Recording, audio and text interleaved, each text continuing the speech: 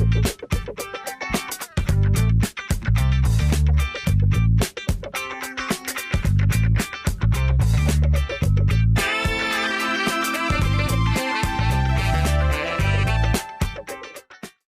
Topic के अंदर हम बात करेंगे बहुत ही एक one of the most important command जो हम यूज़ करते हैं इन AutoCAD, scale command.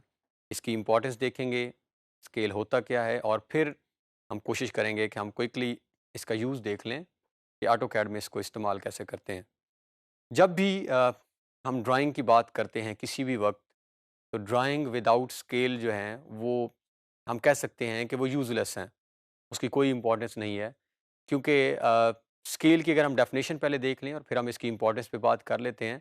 Scale basically फ़र्ज़ करें, हम मिसाल लेते हैं कि हमें एक एक हाउसिंग स्कीम, एक टाउन, एक यूनिवर्सिटी या किसी भी बड़े एरिया को से हमारे पास 4 कनाल, 6 कनाल, 8 कनाल किसी भी साइज़ का कोई प्लॉट है और उसको हमने मैप पर लेकर आना है। उसको हमने अपनी ड्राइंग पे लेके आना है। तो हमारे लिए पॉसिबल ही नहीं है कि हम उसके एक्चुअल साइज़ के ऊपर उसको लेकर आ जाएँ कंप्यूटर के अंदर। अगर आपको याद हो तो बिल्कुल हमने जो स्टार्ट में जब देखा था मैनुअल ड्राइंग्स, तो उस वक़्त लोग बैठकर काम कर रहे होते थे और बहुत एक बड़ी शीटें वो स्प्रेड हुई होती थीं। तो उस वक़्त एक्चुअली हम मैनुअल ड्राइंग्स पे वर्क करते थे। स्केल का कॉन्सेप्ट नहीं था, तो हम जितना फॉर एग्ज़ाम्पल बड़ा साइज़ है उसके ऊपर बैठकर हम उतने ही साइज़ की ड्राइंग्स बना रहे होते थे। लेकिन अब क्या है कि स्केल के आने के बाद हमारी बहुत सारी चीज़ें जो हैं वो हमें मतलब स्केल ने बहुत ज़्यादा फैसिलिटेट किया है ड्राइंग्स को। अगर फ़र्ज़ करें हमारी ड्राइंग है जिसकी हमने कोई भी चीज़ ड्रा करनी है, जो चीज़ ड्रा करने जा रहे हैं उसकी हॉरिज़ॉन्टल डायमेंशन 1 किलोमीटर की है, से 500 मीटर की है या 1 किलोमीटर, और वर्टिकल डायमेंशन से वो भी 1 किलोमीटर है। अब हमारे लिए पॉसिबल नहीं है कि हम 1 बाय 1 किलोमीटर को मैप के ऊपर लेकर आएँ। तो हम क्या करेंगे, हम स्केल लगा लेते हैं। फ़र्ज़ करें हम कहते हैं कि 1 फीट जो हमारे मैप पे है, वो रिप्रेज़ेंट करेगा ग्राउंड के 100 मीटर को। यानी हमने कहा है कि हमारी हॉरिज़ॉन्टल लेंथ अगर 1 किलोमीटर है, मतलब 1000 मीटर है, तो फिर हमारा क्या होगा कि 1 फीट जो मैप के ऊपर लाइन लगेगी, वो लाइन ये शो कर रही होगी कि ग्राउंड के ऊपर ये 100 मीटर की है। इट मीन्स हमारी वर्टिकल 10 फीट की लाइन जो है, वो ईज़िली हमारी टोटल कवरेज कर लेगी हॉरिज़ॉन्टल डायमेंशन को। इसी तरह अगर हम वर्टिकल डायमेंशन की बात कर रहे हैं, वहाँ पे भी ऐसा ही केस होगा। फ़र्ज़ करें हमारी वर्टिकल डायमेंशन भी अगर 1 किलोमीटर ही है, यानी हमारी जो चीज़ हम ड्रा करने जा रहे हैं, वो वर्टिकली भी उसका 1 किलोमीटर बनता है, तो वहाँ पे भी हम कह देंगे कि यहाँ पे जो स्केल है, वो 1 फीट फ़र्ज़ करें, यहाँ पे भी अगर हम कह देते हैं कि 100 मीटर है, तो वो हमारी वर्टिकल लाइन जो है वो भी 10 मीटर हमारी वो 10 फीट की लग जाएगी। तो इस तरह हमारी फ़ैसिलिटेशन के लिए हमारी ड्राइंग को ईज़ कर देता है स्केल। अब अगर हम इसकी जो डेफ़िनेशन है, वो ये है कि स्केल एक्चुअली एक रेशियो है बिटवीन, किसके दरमियान रेशियो है? Distance on map over actual distance या डिस्टेंस ऑन ग्राउंड, के मैप के ऊपर हमारा डिस्टेंस जो है वो हमने क्या रख रखा है, और हमारा एक्चुअल डिस्टेंस ऑन ग्राउंड कितना है। अब फर्ज करें हमने कहा कि मैप के ऊपर है जी, हम कह रहे हैं एक फॉर एग्जांपल फीट, और स्लैश डिवाइडेड बाय ग्राउंड है जो है वो है हमारा 100 मीटर। तो इसका कोई यूनिट नहीं होता। तो ये हमारी ड्राइंग, यानी कोई भी ड्राइंग हम स्केल के बगैर बना ही नहीं सकते। स्केल का जो है उसके अंदर हम यूज़ देखेंगे। तो अब हम बढ़ते हैं कैड की तरफ, और इस स्केल को हम ऑटो कैड के अंदर इस्तेमाल करके भी देखते हैं कि किस तरह हम इसको अपनी ड्राइंग के अंदर यूज़ करते हैं। सो ये हमारे पास हमारी स्क्रीन है, और इस टॉपिक का टाइटल भी हमने इसका जो है वो फाइल सेव कर ली है, scale command in AutoCAD. So scale command को हमारे पास एक्सेस करने के दो तरीके हैं।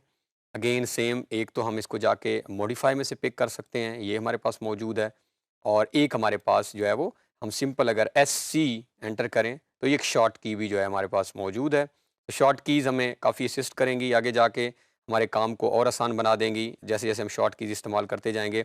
सो अगर हम एस सी एंटर करें, या हम स्केल को जाकर पिक करते हैं फ्रॉम मॉडिफाई, तो जैसे ही हम एस सी एंटर करते हैं, तो पहला मैसेज हमें आ रहा है कि आप सिलेक्ट ऑब्जेक्ट्स, यानी हमने ऑब्जेक्ट सेलेक्ट करने हैं।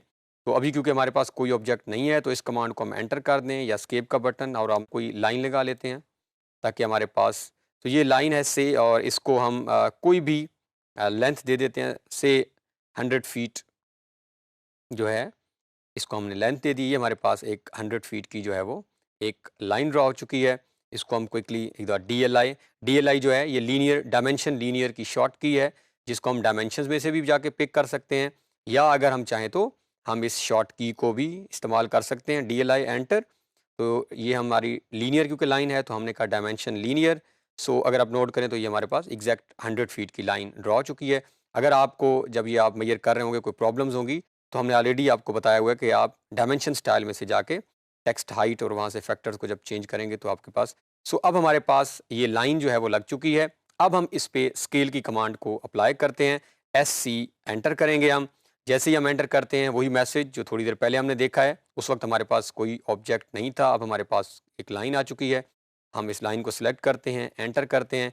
सेम वो हमसे बेस पॉइंट डिमांड कर रहा है, जिस तरह हमने मूव कमांड में देखा, हमने कॉपी कमांड में देखा, यानी वो हमसे पूछ रहा है कि किस पॉइंट को बेस बनाकर आप स्केल को अप्लाई करना चाह रहे हैं। से आप ये वाला पॉइंट कहते हैं। अब आपसे यहाँ पे वो स्केल फैक्टर पूछ रहा है, ये बड़े इंपॉर्टेंट है समझना स्केल फैक्टर को। स्केल फैक्टर मीन्स ऑलरेडी जो अप्लाइड यहाँ पे by default scale factor set है वो होता है 1 इंच। अब हम अगर फ़र्ज़ करें हमें लगता है कि ये लाइन बड़ी है और हमने इसको रिड्यूस करना है। अब 1 इंच हमारा स्टैंडर्ड है और हमने फ़र्ज़ करें इसको अगर कम करना है तो हम 1 इंच से कम करते जाएँगे वैल्यूज़ से। हम 0.8, 0.7, 0.6 की बात कर लेते हैं। और अगर हमने इस लाइन को बढ़ाना है, जितने टाइम बढ़ाना है तो हम अपना फैक्टर उतने टाइम बढ़ाते जाएँगे। ये हमने 100 की लगाई है, अगर हमने इसको 400 का करना है तो हम स्केल सिंपली 4 फैक्टर कर देंगे तो वो 400 की हो जाएगी। तो जी स्केल फैक्टर मीन्स 1 हमारा बेस है, बेंचमार्क है।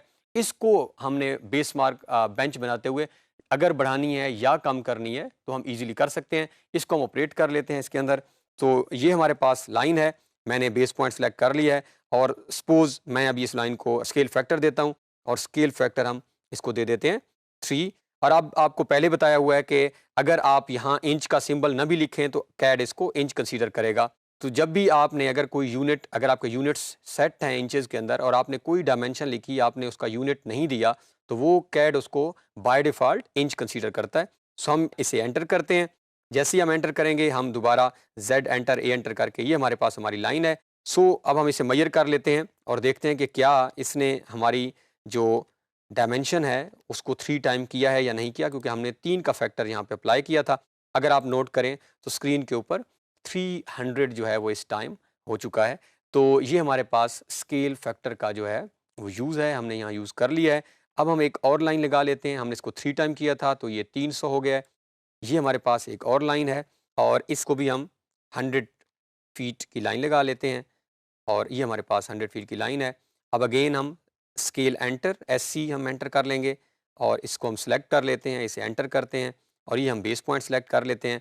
अब हमारे पास स्केल फैक्टर, हम इसको 0.5 करके देखते हैं कि क्या ये हाफ हो जाती है या नहीं।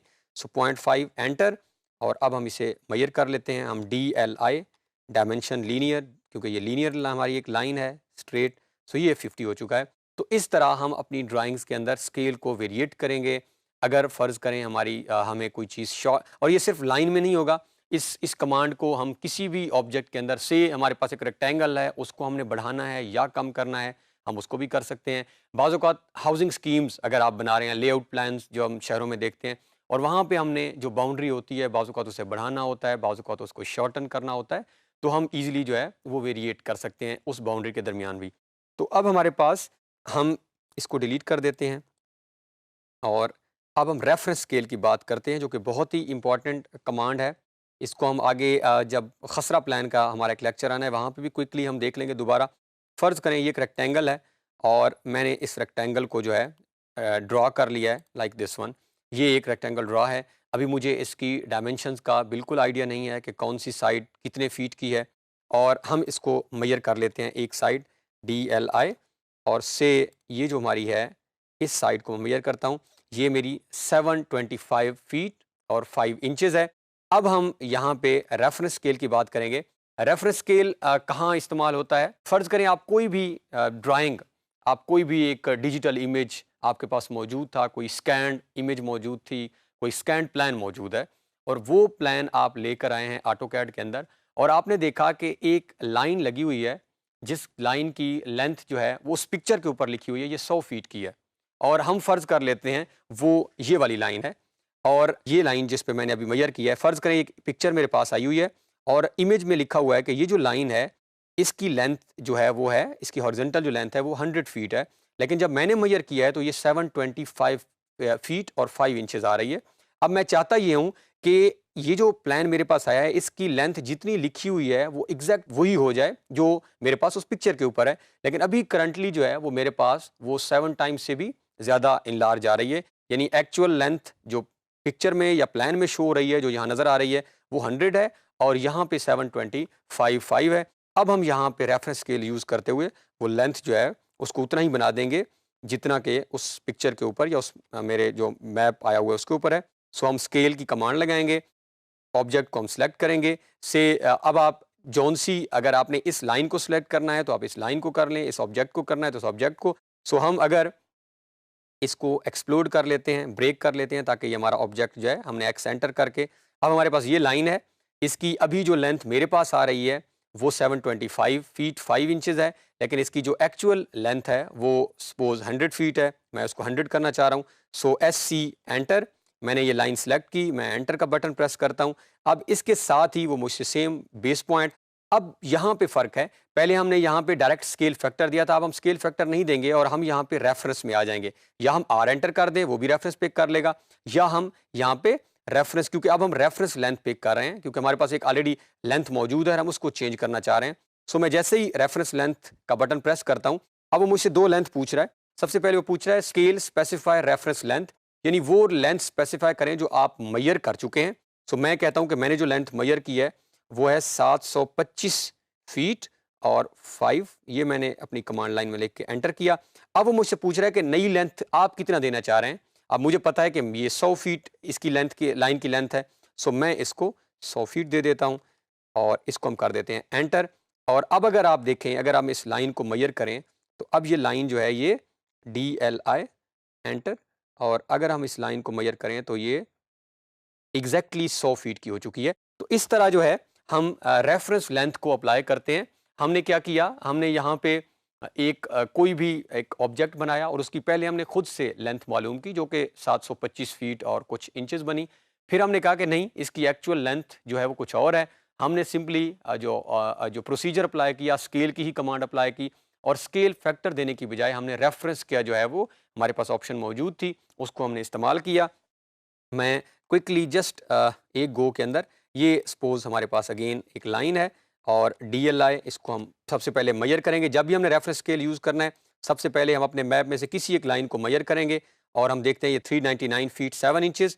और हम यहाँ पे SC एंटर, इसको हमने सेलेक्ट किया, इसका बेस पॉइंट यहाँ से पिक किया और यहाँ पे हमने फैक्टर की बजाय रेफरेंस पे क्लिक किया और यहाँ पे हमने सबसे पहले वो लेंथ देनी है जो हमने खुद मैयर की है, जो इसमें 399 फीट और 7 इंचेस है। इसको एंटर करेंगे हम।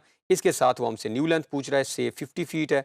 सो हम इसे एंटर करते हैं तो ये आप नोट करें खुद ब खुद वो 50 फीट हो गए। तो इस तरह आप स्केल की कमांड को इस्तेमाल कर सकते हैं, स्केल बढ़ा सकते हैं और स्केल के साथ आप रेफरेंस के ऑप्शन को जो है वो इस्तेमाल कर सकते हैं।